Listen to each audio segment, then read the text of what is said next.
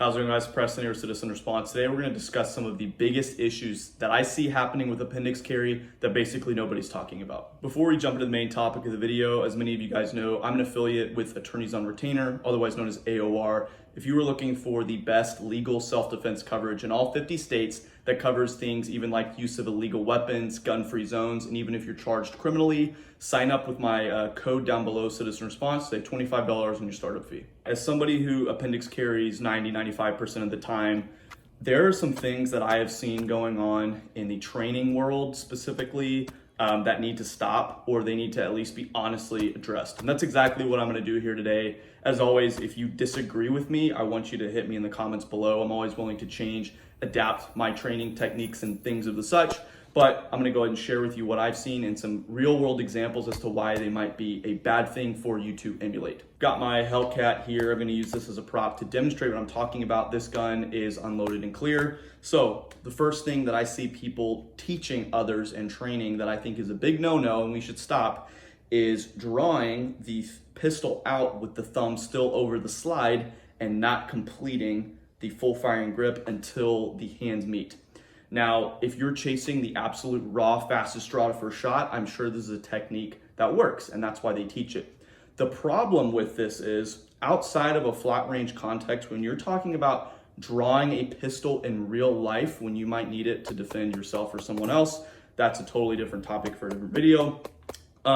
Having your thumb over the back of the slide as the gun is coming out is a terrible idea for a multitude of different reasons.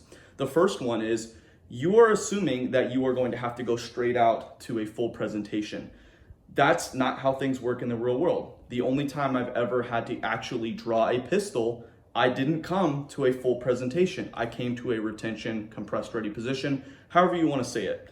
That requires you to have a full firing grip on the gun in the case that you did need to shoot the gun with pointed, unsighted fire, as some people call it. There's lots of different jargon and techniques out there for that, but the point is, if I would have had my thumb covering the slide, that would have been very problematic if I actually would have needed to shoot the pistol. The second problem with this is, if you have to draw this gun, not immediately go to full presentation and move through a crowd or move through a group of people, that is an excellent recipe for the gun to be able to get knocked right out of your hand. We have opposable thumbs for a reason, and just running the pistol how it's supposed to be and carrying it how it's supposed to be held makes it significantly more difficult for that pistol to get knocked out of your hand. If you come out with your thumb over the slide, it is going to be incredibly easy for that gun to be intentionally or unintentionally knocked out of your hand. So whether it be you have to draw into a crowd, maybe you're on a church security team or a police officer or whatnot, you have to draw and you're in a loaded crowd and have to move with that pistol, you better have that thumb over the back of that slide as it was intended to be. Or if you're drawing and someone's up close in a self-defense situation, they may reach out with that hand and be able to easily knock that pistol out of your hand.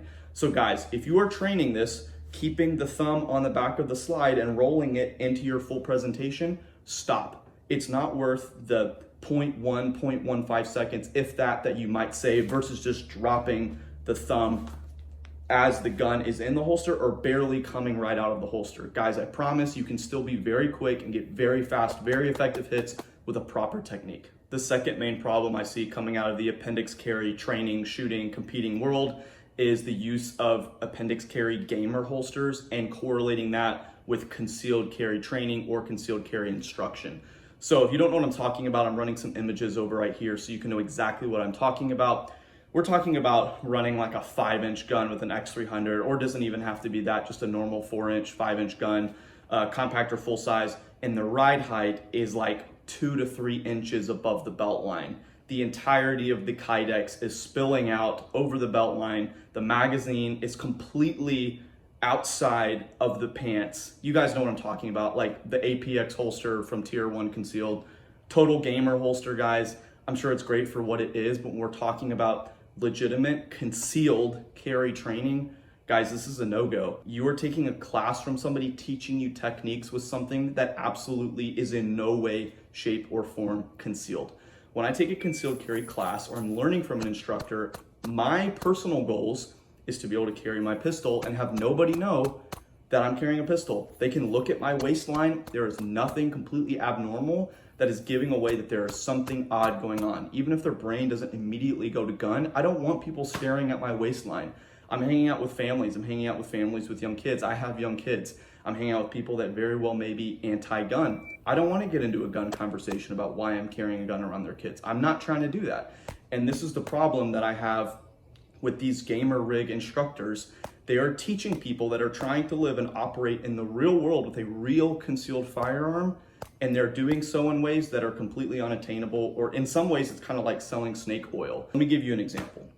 A technique that is commonly taught by instructors wearing gamer rigs is the pluck technique. Now what that is when you are drawing the pistol instead of coming from the side and crashing in, which is my preferred technique, and I'll talk about that in a sec. They talk about popping your hand straight over the top and popping that gun straight out. That works really well when you have like 2 to 3 inches of grip right above the belt, but that's not going to work with something like this. With a Hellcat, a 43X, even a Glock 19, you are not gonna be able to run that gun high enough out of the belt line to make that technique work for you.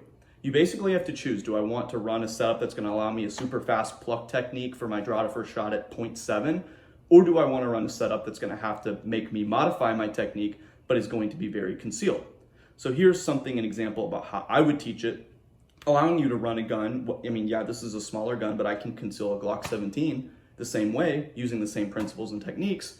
Instead of running my ride height so high that I can just pluck that gun right out, I cant my grip just a tiny little bit. I'm still running the gun very concealed with, just enough clearance above the belt line. I crash in from the side.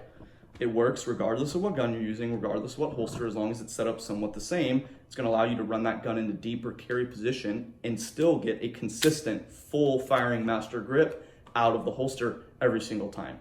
I've been using this technique for years. I'm able to consistently get sub-second up close if I want to, but we're talking out back to 15, 20 yards. I'm able to draw and put that shot on an 8-inch, steel plate in a second and a half to 2 seconds.